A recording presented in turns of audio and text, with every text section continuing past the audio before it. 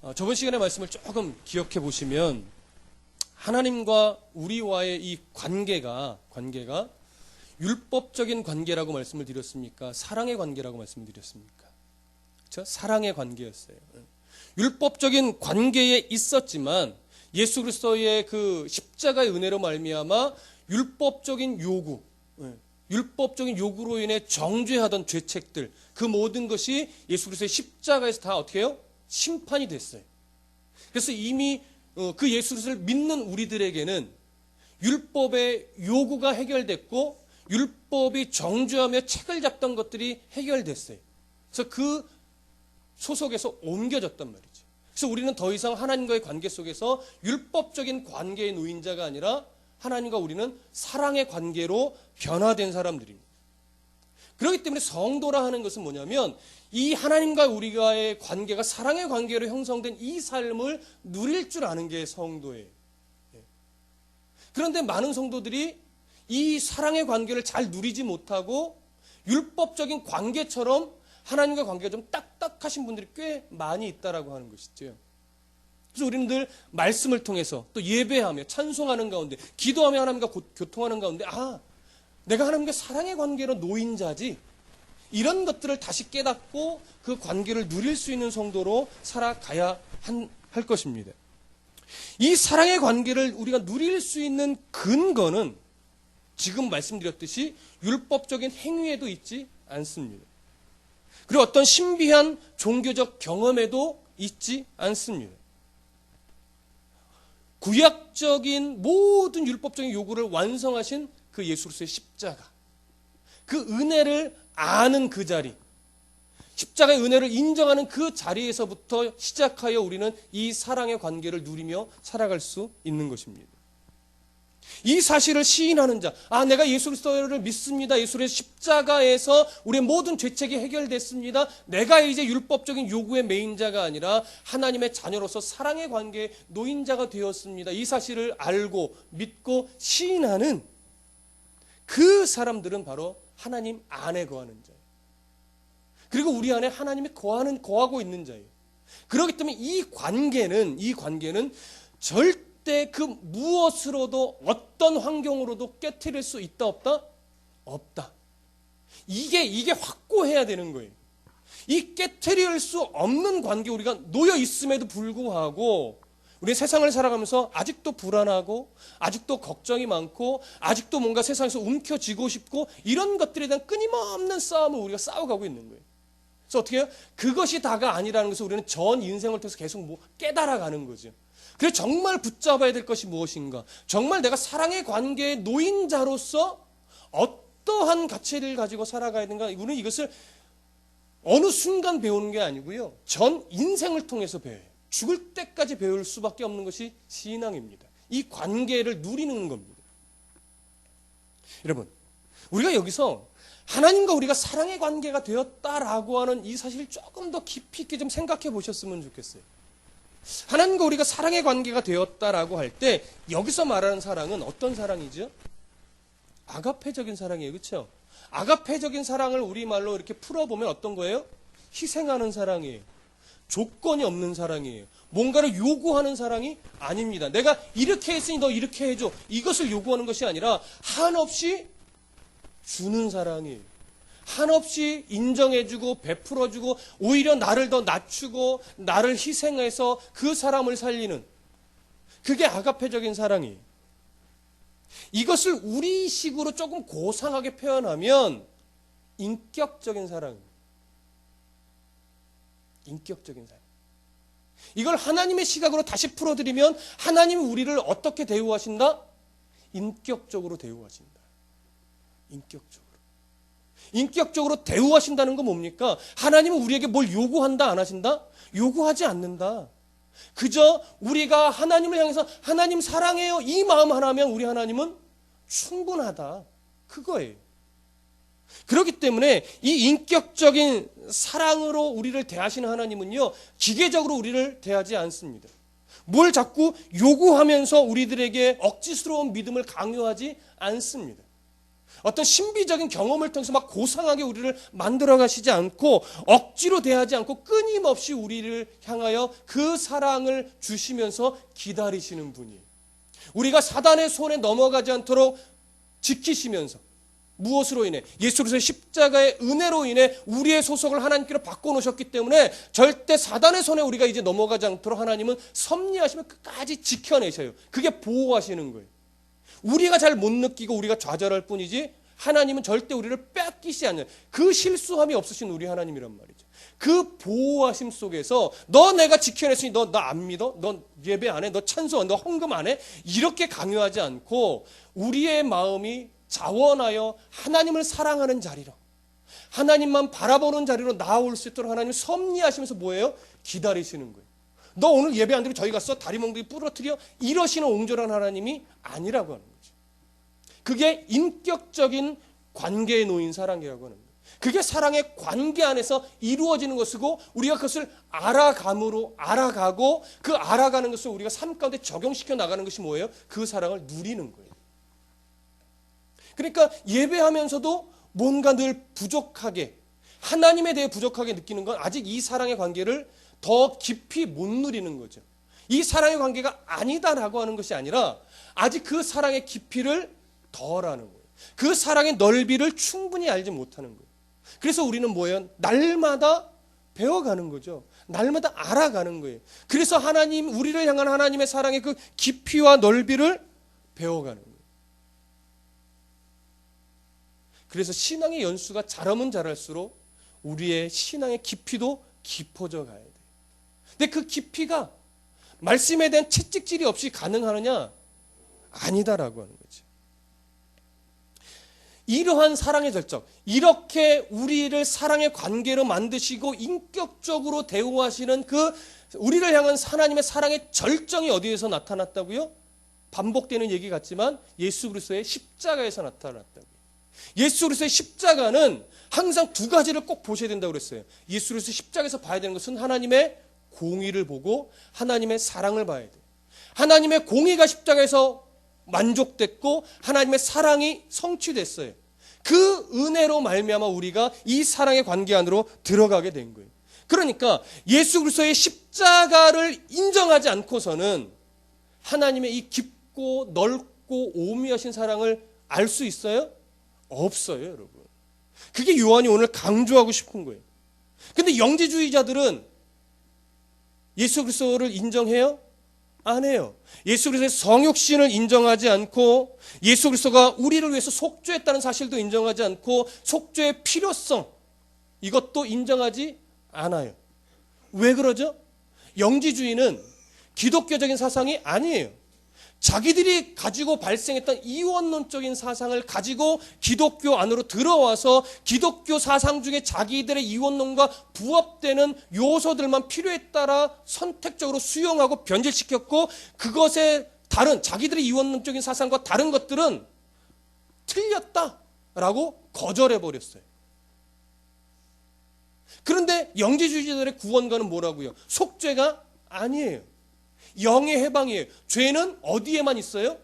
육체에만 있어요. 속에 갇혀있는 영은 죄가 없어요. 그래서 그들의 구원과는 육신, 죄스러운 육신 안에 갇혀있는 영을 해방시키면 그것으로 끝이에요. 그게 구원이에요. 그러니까 예수 그리스도의 성육신이 필요가 없고 예수 그리스도의 속죄가 가치가 없으며 예수님의 죽으심을 인정할 수가 없는 거예요. 그래 부활도 더더군다나 인정하지 않죠. 그러니 거기서 어떻게 하나님의 깊고 넓고 오묘하신 사랑을 인정할 수 있겠냐? 안 되는 거죠. 그 사상을 가지고 요한이 말하는 것이 뭐냐면 하나님께서 하나님으로부터 난 자들 여기서 5장 1절 한번 봐보세요. 함께 읽습니다. 시작. 예수께서 그리스도임을 믿는 자마다 하나님께로부터 난 자니 또한 낳으신 이를 사랑하는 자마다 그에게서 난 자를 사랑하느니라. 여기서 예수께서 그리스도이심을 믿는 자마다라고 하는 것은 우리가 지금 제가 계속 이야기했듯이 인간을 향한 우리를 향한 하나님의 사랑의 그 절정이 어디서 이루어졌는지를 아는 자라고 하는 거예요. 예수 그리스도의 성육신을 인정하는 자고 예수 그리스도의 십자가의 죽으심의 가치와 이유를 알고 믿고 시인하는 자라고 하는 것이죠. 그런 자들은 뭐예요? 하나님께로부터 난 자라 이거예요. 그런 자들이. 그래서 그들은 낳으신 이를 사랑하는 자마다 그에게서 난 자를 어떻게 해요? 사랑한다 이거예요. 하나님으로부터 난 성도들을 사랑할 수밖에 없다라고 하는 것을 강조하는 거예요. 그러니까 오늘 우리들이 하나님을 예배하는 자고 하나님을 사랑하는 자라면 어떤 뭐 여건이나 환경과 정도의 차이는 있지만 서로가 다 주 은혜 안에 내 지체다 사랑하는 마음을 품을 수 있어야 돼요. 근데 나는 예배는 드리는데 난 성도들에 대한 사랑이 정말 느껴지지 않아. 뭔가 아직 깊지 않은 거죠. 아직 그 깊이를 모르는 거예요. 그 깊이 안으로 들어가서 하나님의 사랑을 알고 그 넓이를 알게 되면 성도들을 사랑할 수밖에 없다 이거예요. 근데 당시 영지주의자들은 교회 안으로 들어왔던 영지주의자들은 자기들의 사상에 동조하지 않는 기독교인들을 사랑했어요? 배척했어요? 이건 보지 않아도 뻔한 거예요. 배척했어요. 인정하지 않았어요. 미워했어요. 그러면서 아무리 들어오라고 손짓을 하고 유혹을 해도 안 들어오고 너희들의 사상과 같이 할 수 없어라고 하니까 이제 그들은 그들과 함께하는 것을 거절하고 우리는 나갈 거야 라고 해서 교회 공동체 안에서 밖으로 떨어져 나가서 자기들만의 공동체를 따로 만들어냈던 겁니다.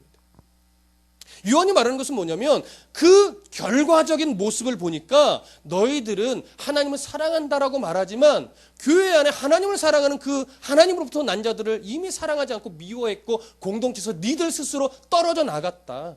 그걸 보니 너희들은 하나님을 사랑하는 자가 아니다라고 하는 거죠. 그 결과를 보고 이것이 바로 요한이 강조하고 싶은 거예요. 여러분 이 사상은요 마태복음에 더 정확하게 나타나 있어요. 마태복음 7장 한번 가보시죠. 마태복음 7장 15절에서부터 21절.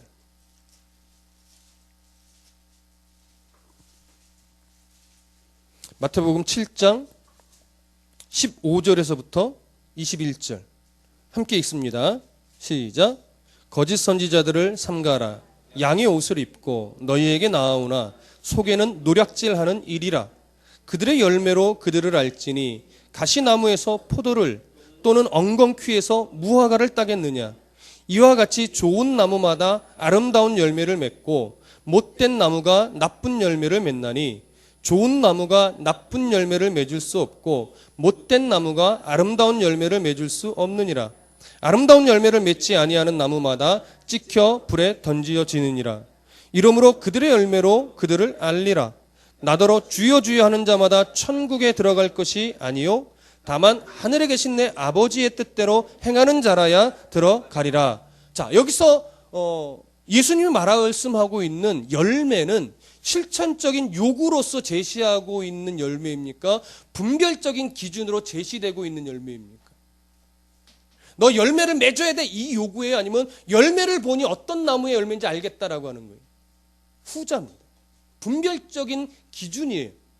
너희들의 삶에 나타난 열매의 흔적들을 보니 네가 좋은 나무에 맺혀져 있는 열매인지 나쁜 나무에서 맺어진 열매인지를 알겠다라고 하는 거예요.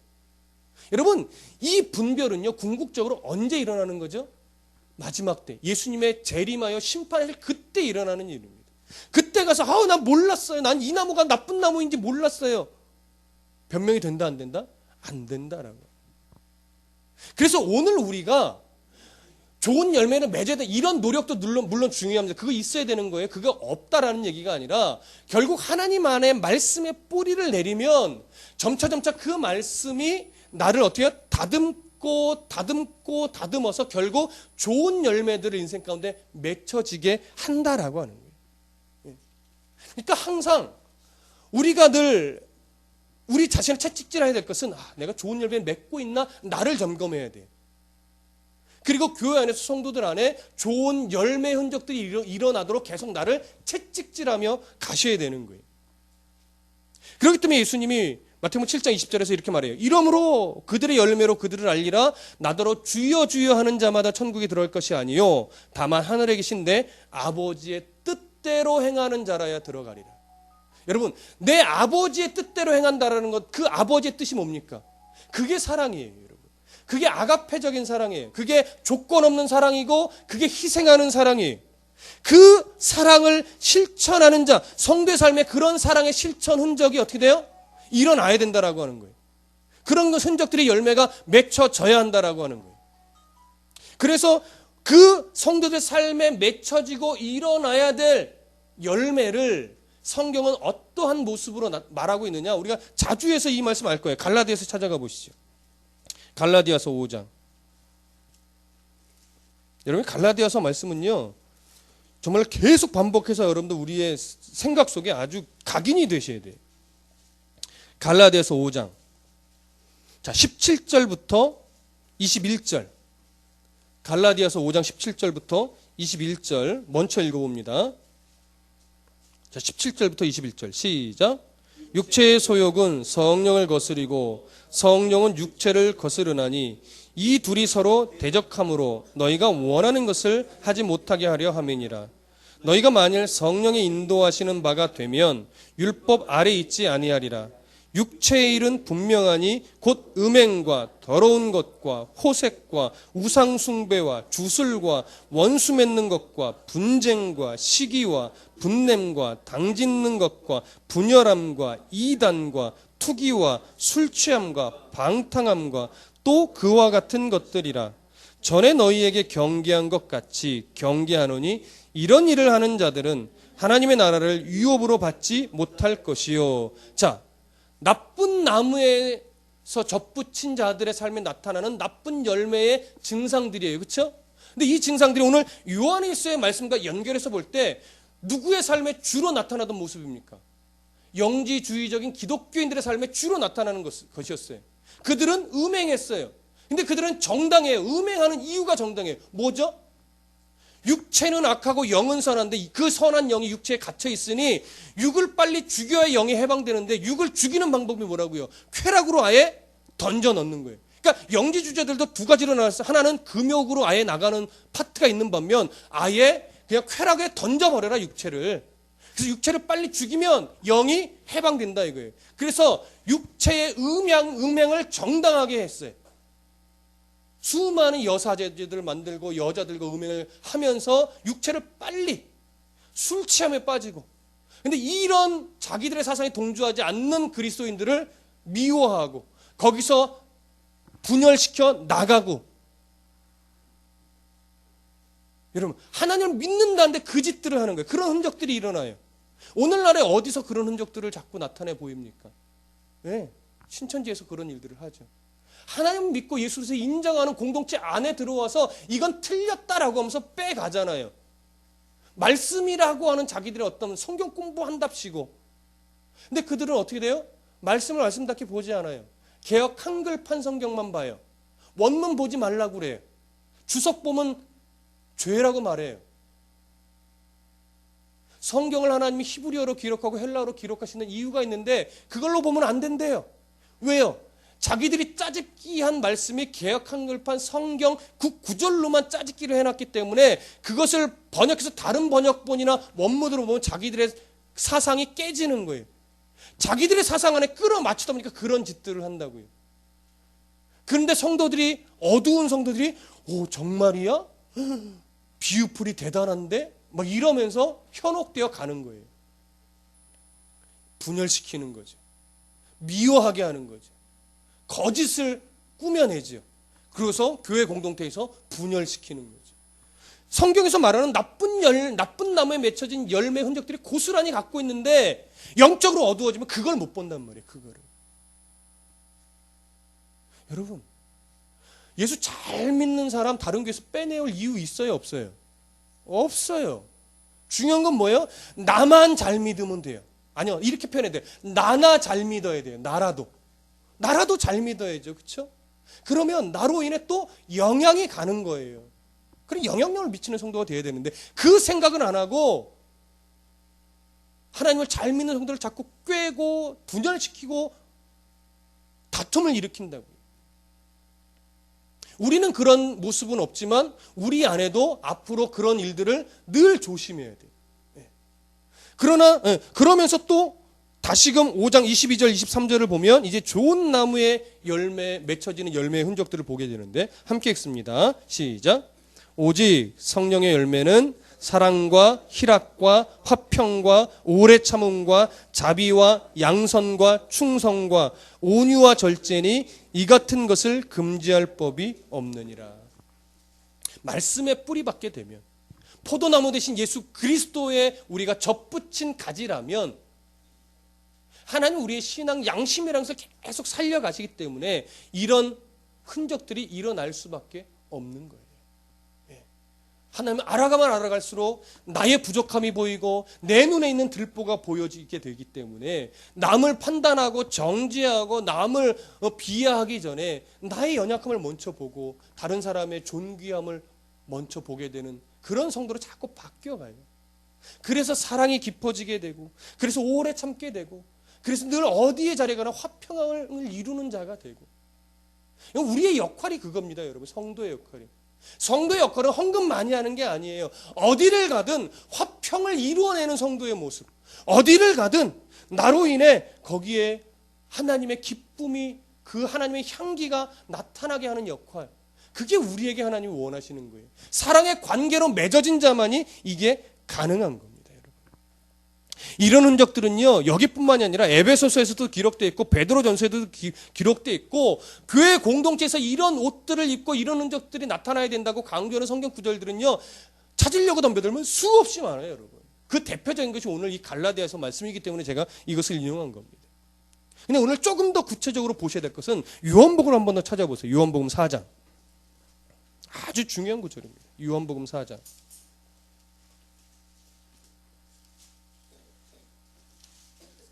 요한복음 4장 31절 34절 31절부터 34절 요한복음 4장 31절부터 34절. 자, 함께 읽겠습니다. 시작. 그 사이에 제자들이 청하여 이르되 랍비여 잡수소서. 이르되 내게는 너희가 알지 못하는 먹을 양식이 있느니라.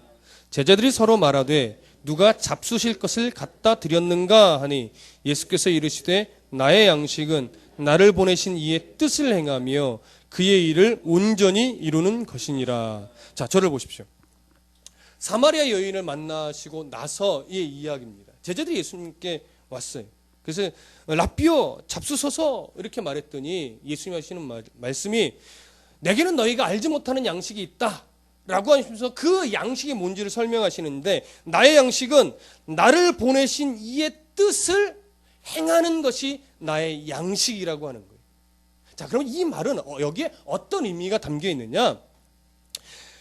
예수 그리스도께서는요, 하나님의 뜻을 행하는 것, 하나님의 사랑을 전하고 하나님의 사랑을 실천하고 그 희생적이고 조건 없는 그 사랑을 나누어주는 그 삶이 예수님에게는 양식이었다라고 하는 거예요.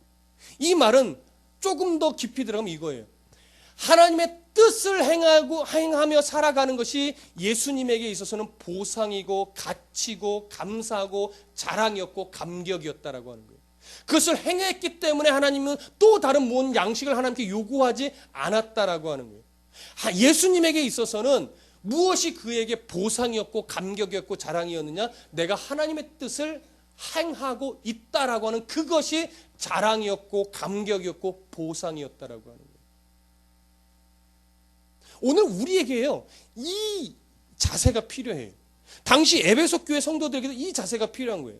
내가 헌신했으니 하나님 땅의 양식으로 채워 주소서, 이게 아니라고 하는 거예요.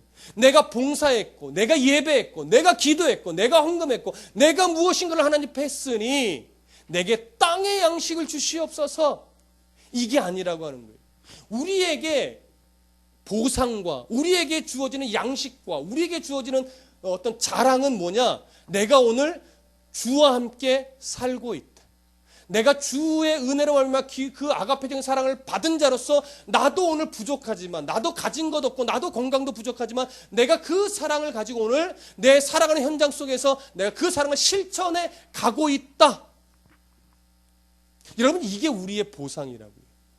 이걸 아는 것이 우리의 자랑이라고요. 근데 우리는 이것을 자랑 삼지 못해요. 왜요? 현실에선 그게 보상처럼 여겨지지 않기 때문에. 그런데 신앙이 깊어지면요, 내가 그렇게 살고 있다라고 하는 것이 얼마나 감사한 일인지를 알게 되는 거죠. 그 가치를. 내가 오늘 주를 위해 이 유익 내가 포기했어. 내 스스로가 대견해지는 거지.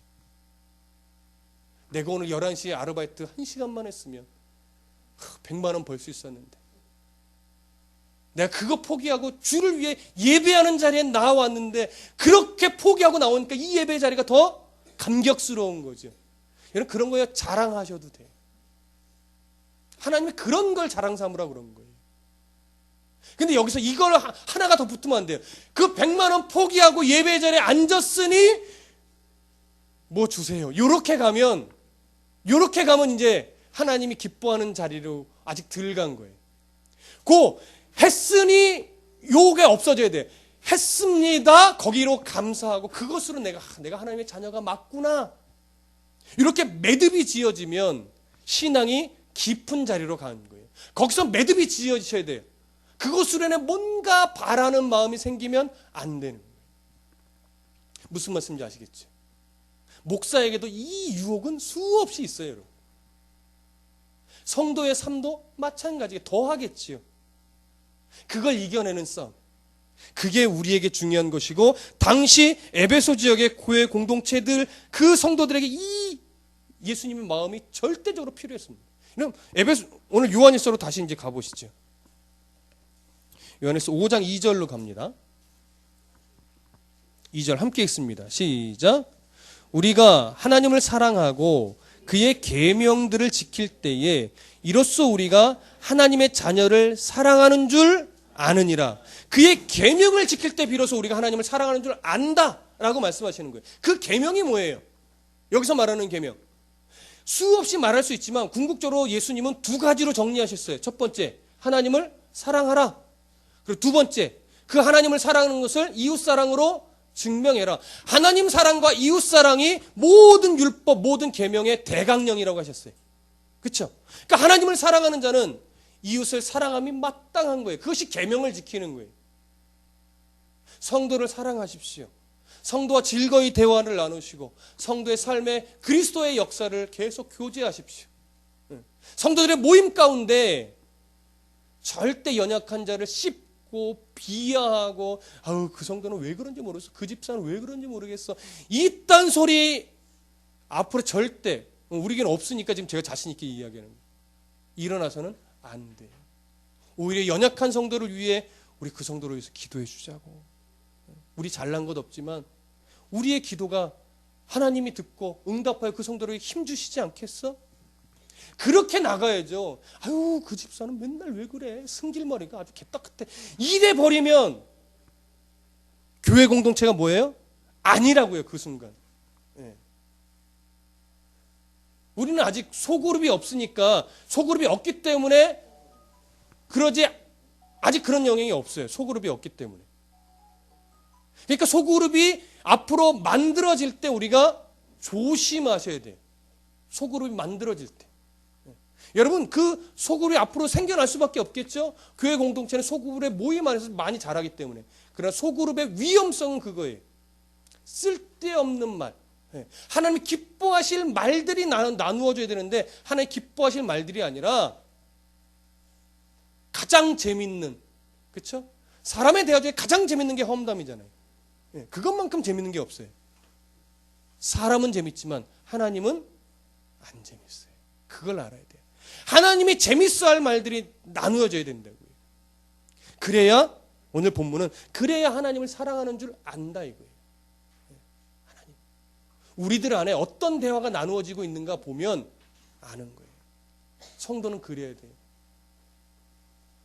자, 3절 다 같이 읽겠습니다. 시작. 하나님을 사랑하는 것은 이것이니 우리가 그의 계명들을 지키는 것이라. 그의 계명들은 무거운 것이 아니로다. 자, 저를 보세요. 우리 이제 머리로는 알아요. 그렇죠? 하나님을 사랑하는 말들을 하고 하나님 사랑하는, 하나님 기뻐하는 행동들을 하고, 그래서 나를 낮추고 남을 높여주고 나를 희생하고 내 욕심을 부여잡고 내 욕심을 포기하고 하나님의 영광을 높이고. 그런데 여러분, 그렇게 살아가는 것이 쉽습니까? 나를 낮추고 내 욕심을 끊고 내 자존심을 누르고 오직 하나님의 영광을 위하여 성도를 높이고 이웃을 사랑하며 오직 다른 사람이 잘 될 수 있도록 내가 기도해주고. 여러분, 이게 지당한 줄 알지만 이렇게 살아가는 것이 정말 어렵잖아요. 내 자존심을 건드리는 사람을 사랑한다? 이것만큼 힘든 게 어디 있어요? 그렇죠? 내게 뭔가 손해를 끼친다? 경계 대상이 이루어져요. 저도 마찬가지예요. 저도 예외일 수 없어요. 그런데 오늘 요한은요, 이상하게 그의 계명들은 무거운 것이 아니래요. 그런 사랑을 실천하며 살아간다는 것은 어려운 것이 아니래요. 왜일까요? 우리 그걸 오늘 찾아내셔야 돼요. 마태복음으로 다시 한번 갑니다. 마태복음 11장.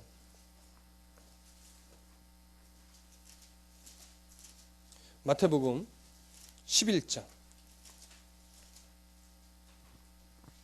28절에서부터 30절까지 읽겠습니다. 28절부터 30절. 마태복음 11장 28절부터 30절까지. 마태복음 11장 28절부터 30절 함께 읽습니다. 시작. 수고하고 무거운 짐진 자들아 다 내게로 오라. 내가 너희를 쉬게 하리라. 나는 마음이 온유하고 겸손하니 나의 멍에를 메고 내게 배우라. 그리하면 너희 마음이 쉼을 얻으리니 이는 내 멍에는 쉽고 내 짐은 가벼움이라 하시니라. 자, 저를 보세요. 여기서 말하고 있는 수고하고 무거운 짐이라고 하는 것은 세상살이에 지쳐있는 무게에 쉼을 주겠다라고 하는 말이 아닙니다, 여러분. 그렇게 오해하시면 안 돼요. 여기서 말하는 수고하고 무거운 짐은요, 율법적인 멍에를 말하는 거예요. 율법적인 멍에. 내가 율법을 지킴으로 말하면 구원을 이루겠다라고 했던 자기 열심, 자기 교만들. 그리고 여기에는 무엇도 포함시킬 수 있냐면 내가 하나님 앞에 이렇게 함으로 말미암아 하나님 앞에 뭔가 복을 받아내겠다라고 하는 인간적인 욕심도 들어갈 수 있어요. 하나님 앞에 뭔가를 이방의 신을 섬기는 그런 식으로 하나님을 섬기면서 하나님으로부터 뭔가 물질을 끌어내고 하나님으로부터 능력을 끌어내고 이러려면 얼마나 이게 해야 될 일들이 많겠습니까? 그렇죠? 이런 사랑의 관계가 어떤 사랑이에요? 이게 바로 율법적인 관계라는 거예요. 하나님과의 사이, 율법적인 관계. 그러니까 율법적인 관계에 놓여서 살면 그 삶이 굉장히 힘들어요. 지칠 수밖에 없어요. 근데 예수님이 뭐라고 말하냐면 수고하고 무거운 짐진 자들아 다 어떻게 해요? 내게로 오라. 내가 너희를 어떻게 하리라? 쉬게 하리라. 율법적인 관계에 놓여서 살던 너희를 사랑의 관계로 바꾸어 주겠다라고 하는 거예요. 율법적인 요구가 어디서 다 해결됐으니까 십자가에서 다 해결했다 이거예요. 해결했다. 십자가에서. 그래서 사랑의 관계로 너희를 바꾸겠다. 그러면 너희가 지어야 될 짐은 쉬워진다 이거예요. 뭐라고 말해요? 29절. 나는 마음이 온유하고 겸손하니 나의 멍에를 메고 내게 배우라. 그리하면 너희 마음이 쉼을 얻으리라. 여기서 나의 멍에가 뭡니까? 네 멍에를 지래요? 나의 멍에를 지래요? 나가 누구예요?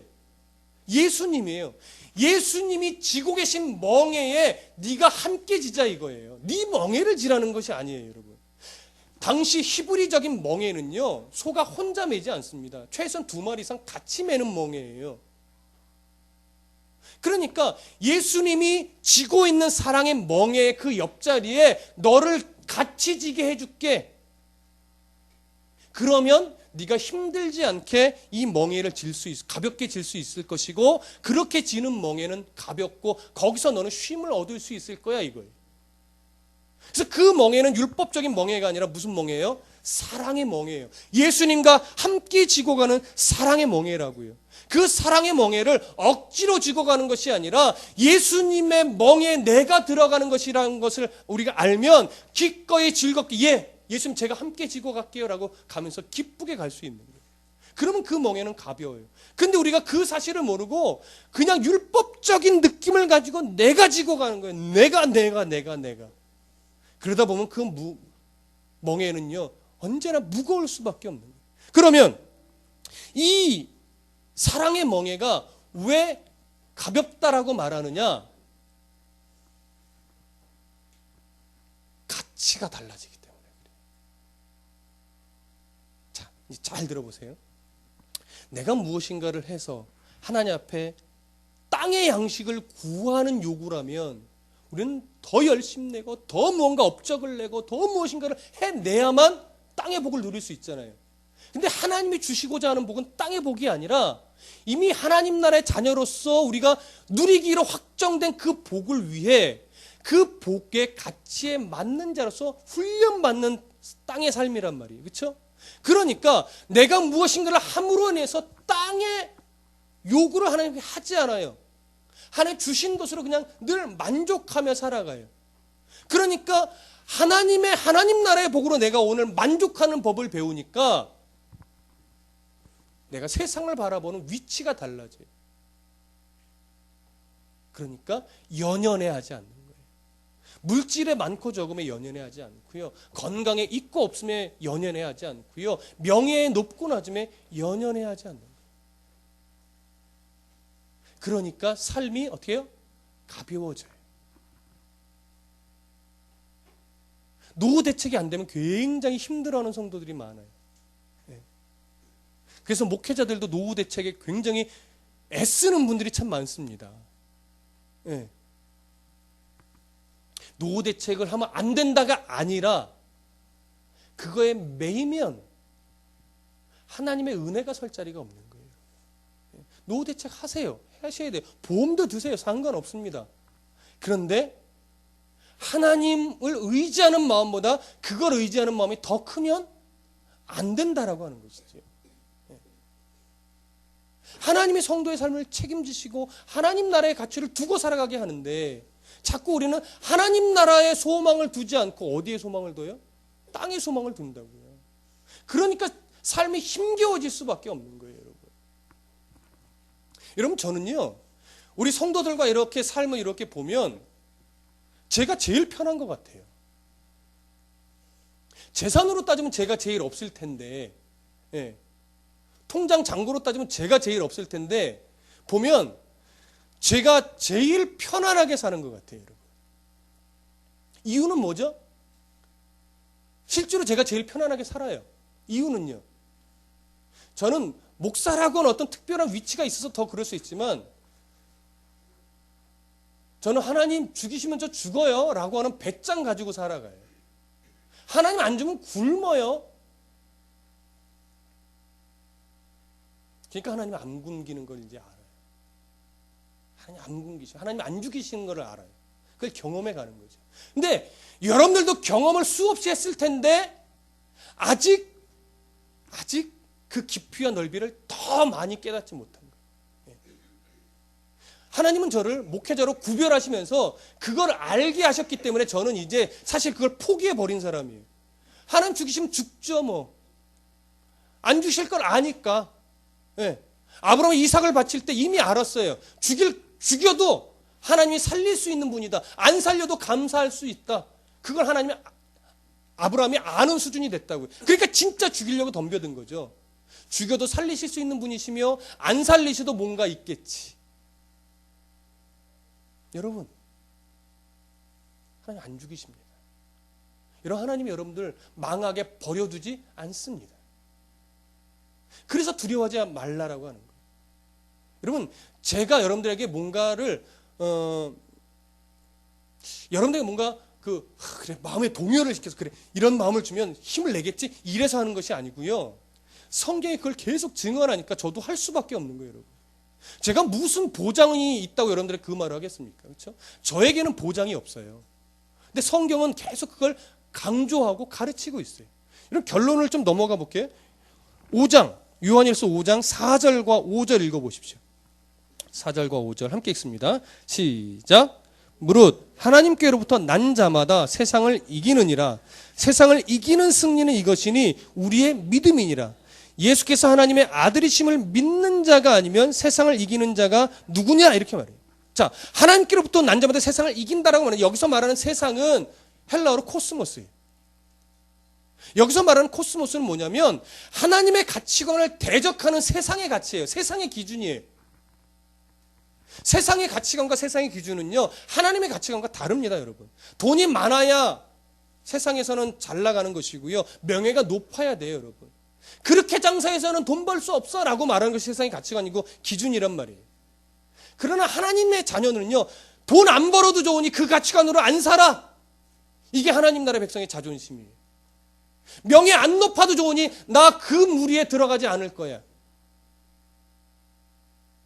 나 성공하지 않아도 좋으니 나 로비 안 해. 뒷거래 안 해. 세상의 법이 세금 다 정직하게 내면 제대로 못 사는 거 알아.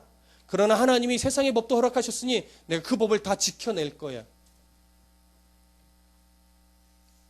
주일에 장사하면 돈 많이 버는 거 알아.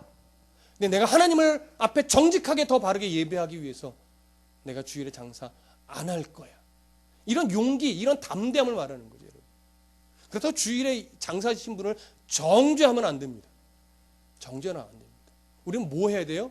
그분이 더 용기를 내서 더 믿음으로 설 수 있도록 기도해 줘야 되는 거죠. 그걸 손가락질하게 하기 시작하는 순간 우리는 뭐가 되는 거예요? 영지주의자들과 똑같이 되는 거예요. 그건 그의 연약함을 기도해 줘야 되는 거죠. 그러니까 세상을 이기는 믿음은 뭐냐? 세상을 이기는 믿음은 하나님의 가치관으로 나를 철저하게 무장시키는 거예요. 그리고 하나님의 자녀를 절대 세상 속에서 죽이지 않는다는 이 진리를 확고하게 붙잡는 거예요. 그럼 세상이 우리를 어찌할 수 없어요. 그게 세상을 이기는 믿음이에요. 하나님이 돌을 주면 이길 수 있다, 천만의 말씀이요. 하나님 명예를 높여주면 이길 수 있다, 천만의 말씀이요. 하나님 우리 자녀를 좋은 대학 보내시면 세상을 이길 수 있다, 천만의 말씀이에요. 세상을 이기는 믿음은 세상의 가치로 나를 무장시키는 것이 아니라 하나님 나라의 가치로 나를 철저하게 무장을 시키고 그 가치로 살아나가는 싸움을 하는 사람, 그리고 그 가치를 가지고 싸워나가면서 그것이 나의 자랑이 되고 그것이 나의 상급이 되고 그것이 나의 감동이 되는 사람, 그런 사람은 세상이 우리를, 그런 성도를 넘어뜨릴 수 있다 없다? 없다. 여러분 그렇게 무장하십시오. 그러면 오늘 성경에서 말하고 있는 것처럼 하나님께로부터 난 자마다 그 가치를 가지고 살아나가는 자마다 예수 그리스도의 보혈의 은혜로 덧입어 그 가치로 살아가는 자마다 세상을 이미 이겼다라고 하는 거예요. 승리했다라고 하는 거예요. 그래서 성도는요, 승리했고 승리하고 있고 승리할 것입니다, 여러분. 예수 그리스도께서 이미 승리를 보장하셨어요. 우리는 그 승리를 가지고 살아가는 자예요. 그래서 그 승리, 그 가치관을 가지고 오늘도 세상 속에서 승리하며 살아가고 있고 살아가야 하는 거예요. 그 노력과 그 애씀을 끝까지 지켜가다 보면 하나님이 마지막 때 그래 잘했다, 내가 이제 완전한 승리를 너에게 선포한다 라고 하면서 승리한 자로서 하나님 나라에 가게 돼요. 우리 열심히 하면 하나님의 나라에 가고 열심히 못하면 하나님 나라에 못 가는 거 아니에요. 이 승리는 우리의 어떠함과 상관없이 이미 보장됐어요. 보장됐기 때문에 오늘 보장된 자에 맞게 살아가려고 오늘 우리가 몸부림치는 거예요. 그럼 우리가 깨닫는 거예요. 내가 오늘도 몸부림 잘 쳤다. 비록 좀 2번 넘어졌는데 오늘 3번 일어났으니 잘했다. 이러면서 나를 격려하고 위로하고 하나님 앞에서 그래, 승리하는 믿음, 세상을 이기는 믿음으로 내가 오늘도 또 살아갔으니 내일도 살아가야지. 이렇게 나를 계속 뭐예요? 말씀으로 다독거리면서 살아가는 거예요. 마지막 때 우리가 보장된 승리가 주어지고 자랑스럽게 하나님 나라에 함께 가는 겁니다. 그럼 이 승리, 보장된 승리, 우리가 함께 누리면서 살아가는 담대함, 용기, 이 믿음이 우리에게 주어지기를 소원합니다. 기도하겠습니다.